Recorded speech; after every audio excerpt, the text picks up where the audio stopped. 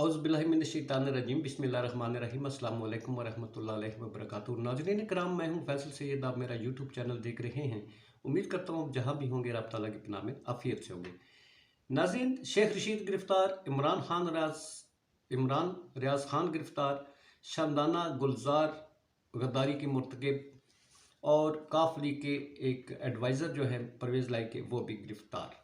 लगता यूँ है कि मुल्क में एक सिविल मार्शल लॉ का जो है वो नफाज हो चुका है और इसके सिलसिले में अमन व अमान कायम रखने के लिए सियासी लीडर गिरफ्तार किए जाएंगे, दहशतगर्द नहीं।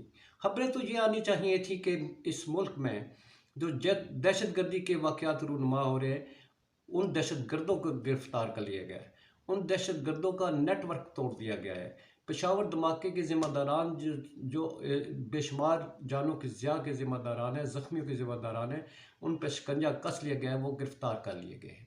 मगर ऐसा नहीं, वो तो काम फ़ौज करेगी, वो काम अपनी जानों का नजराना पेश करके वो फ़ौज करेगी। गोली के निशाने पर जाकर अपने आप को कुर्बान करके वो फ़ौज करेगी। हुकूमत वक्त ने क्या करना है? अपने इक़्तिदार की मजबूती करनी है, अपने इक़्तिदार की तवालत की जो सामान पैदा करना है, इंतखाबात के डिले करने का या उनको बिल्कुल ही ज़बरदोज करने का सामान पैदा करना है। इसी सिलसिले में शेख रशीद साहब को उठा लिया जाता है। शेख रशीद साहब पर एक जरदारी साहब को जो इमरान खान के कत्ल के हवाले से वो कुछ उन्होंने बात की थी, उस पर मुकदमा बनाया गया था जरदारी साहब की पीपल्स पार्टी की तरफ से, मगर लाहौर हाई कोर्ट ने 6 तारीख तक मना कर था गिरफ्तारी से। मगर शेख रशीद साहब को फिर भी उठा लिया जाता है। इसलिए उठा लिया जाता है कि वो शराब के नशे में थे, इसलिए उठा लिया जाता है कि उनसे शराब के नशे की हालत में थे और उनसे शराब की बोतलें बरामद हुई हैं। शेख रशीद साहब बीबी साहबा के दौर में 7 साल कैद काट चुके।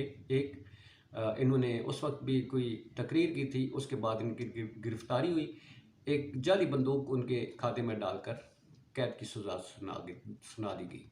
इमरान रियाज खान PFUJ में कुछ 2 दिन पहले जिन तुंद व तल्ख किस्म की तकरीर की थी, शायद उन पर इसी मुकदमे के पेश नज़र उन्हें अपनी फैमिली के साथ जाते हुए बैरून मुल्क जाते हुए गिरफ्तार कर लिया जाता है, FIA ले जाती है।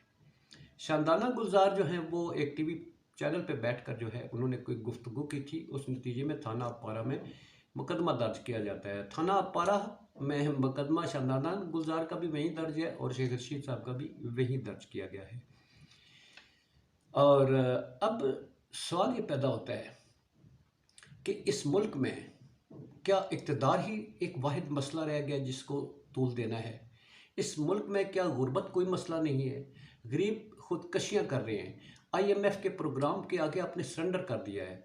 होना तो ये चाहिए थे हुकूमत के सारे इस वक्त जितनी मशीनरी है वो दहशतगर्दों के पीछे हाथ धोकर पड़ी होती, मगर इस वक्त सारी मशीनरी PTI को दीवार से लगाने पर इस्तेमाल हो रही है, सारी पावर इस्तेमाल की जा रही है।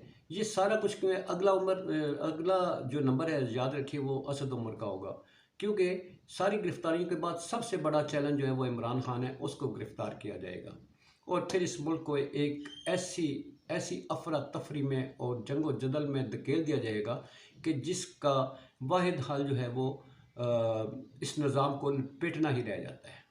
निज़ाम लपेट दिया जाएगा। ये तो ख़ुद अपने हाथों से इस निज़ाम की बर्बादी का सामान पैदा कर रहे हैं। यहाँ पर तो जमहूरियत को बचाने के लिए जमहूरियत के उसको ज़मीन बोझ करने के सारे हथकंडे इस्तेमाल किए जा रहे हैं। कौन सा मुल्क है जिसमें सियासतदानों को जो है उनको घरों से उठाया जाता है, उन पर जाली मुकदमे? किसी मुल्क में सुना है कभी जाली मुकदमे बनाए जाते हैं? ये वाहिद मुल्क है पाकिस्तान। हम तो सुनते थे जी फ़लाँ पर जाली केस बना दिया गया, जी फ़लाँ किसी शहरी को अंदर कर दिया गया। अब तो अमलन देख रहे हैं हुकूमत जाली मुकदमे बना रही है और वो सबको अंदर कर रही है, उठा के पसे ज़िंदा जो है वो सबका मुकद्दर लिखा जा रहा है। तो इमरान खान साहब जो है वो क्यों चैलेंज बने हुए हैं? क्योंकि ज़िमनी इंतखाबात हैं, कौमी असम्बली के 33 हल्कों में वो इलेक्शन लड़ने का ऐलान कर चुके हैं और साथ ही अभी उन्होंने ऐलान किया था कि मैं सड़कों पे आऊँगा और मैं रैलियाँ भी निकालूँगा और जलसों से खिताब भी करूँगा। ये सियासी एक्टिविटीज़ को उन्होंने ख़त्म करने के लिए और जो दूसरी अहम बात, हाई कोर्ट ने जो हुक्म दिया हुआ है 90 दिन के अंदर इंतखाबात का, वो भी हुकूमत के लिए एक दर्द सर बना हुआ है, उस पर अमल दरामद नहीं हो रहा। तो ये हालात इसलिए पैदा किए जा रहे हैं ताकि इलेक्शन जो है वो किसी तरह पोस्टपोन हो जाए और हुकूमत जो है अपना इक़्तिदार जो है उसको तूल दे सके। अब देखते हैं हालात कैसे पैदा होते हैं। IMF का एक कंडीशन ये भी है कि पॉलिटिकल सेंसस भी होना चाहिए मुल्क में। अब मुल्क को महंगाई की दलदल में धकेला जा रहा है, गरीब मारा जा रहा है और हुकूमत ने ये काम करने हैं। कितने कामयाब होते हैं आगे आने वाले दिनों में और मज़ीद कितने हालात ख़राब करने का सामान पैदा किया जाता है। चंद दिन इंतज़ार कीजिए। अपना बहुत सारा ख्याल रखिए। पाकिस्तान जिंदाबाद, पाक अफवाज पाइंदाबाद।